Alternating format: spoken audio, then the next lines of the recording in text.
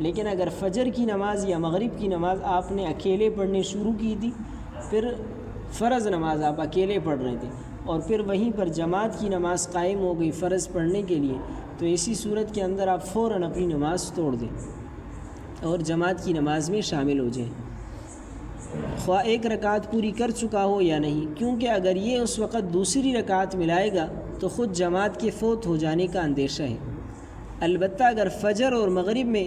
اپنی تنہا 2 رکعت پوری یا 3 رکعت مکمل کر چکا تھا تو آپ اپنی نماز مکمل کر لیں اور جماعت میں نفل کی نیت سے شریک نہ ہوں۔ دیکھیں کل کے درس میں بتایا تھا کہ وہ نمازیں کہ جن کے بعد نوافل پڑھنا جائز ہے، جیسے ظہر کی نماز ہے، عشاء کی نماز ہے، ان 2 نمازوں کے بعد نوافل پڑھنا جائز ہے۔ فجر کی نماز کے بعد عصر کی نماز کے بعد نوافل پڑھنا جائز نہیں ہے، فجر کی نماز کے بعد اور عصر کی نماز کے بعد۔ تو اگر آپ نے اپنی فجر کی نماز یا مغرب کی نماز اکیلے شروع کر دی تھی، آپ نے 2 رکعت مکمل کی یا پوری نماز آپ نے پڑھ لی، تو اسی صورت کے اندر آپ پھر چلے جائیں جماعت کی نماز میں شریک نہ ہوں، فجر کی نماز میں اور مغرب کی نماز میں۔ دیکھیں ظہر اور عشاء کے بارے میں کل کہا تھا کہ اس میں پھر آپ جائیں نہیں بلکہ جماعت کی نماز میں شریک ہو جائیں۔ جماعت کی نماز یہ آپ کی نفلی نماز ہو جائے گی اور فرض نماز آپ پہلے پڑھ چکے، لیکن یہاں پر فجر اور مغرب کے اندر آپ جماعت کی نماز میں بھی شریک نہیں ہو سکتے اگر آپ نے اپنی فرض نماز مکمل کر دی۔ اس کی وجہ یہ ہے کہ فجر کی نماز کے بعد نوافل پڑھنا جائز نہیں ہے،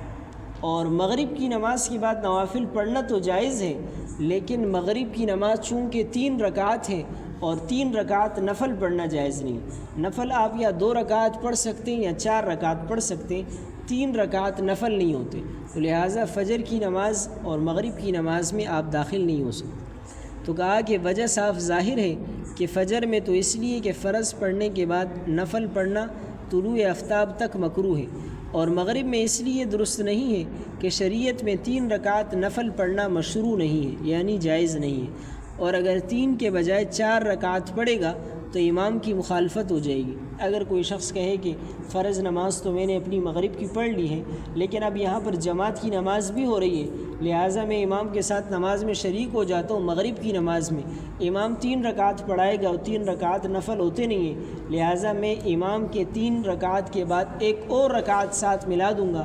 4 رکعتیں ہو جائے گی اور 4 رکعتیں نفل پڑھنا جائز ہے۔ تو اس طرح کرنا بھی درست نہیں ہے، کیونکہ اس میں امام کی مخالفت ہے، امام 3 رکعتیں پڑھ رہے ہیں اور آپ 4 پڑھ رہے ہیں، تو اس طرح کرنا بھی ٹھیک نہیں ہے۔ امام کی مخالفت ہو جائے گی کہ امام 3 رکعت پڑھائے اور مقتدی اس کی اقتداء میں اس سے زائد 4 رکعت پڑھے، یہ بھی شرعاً درست نہیں۔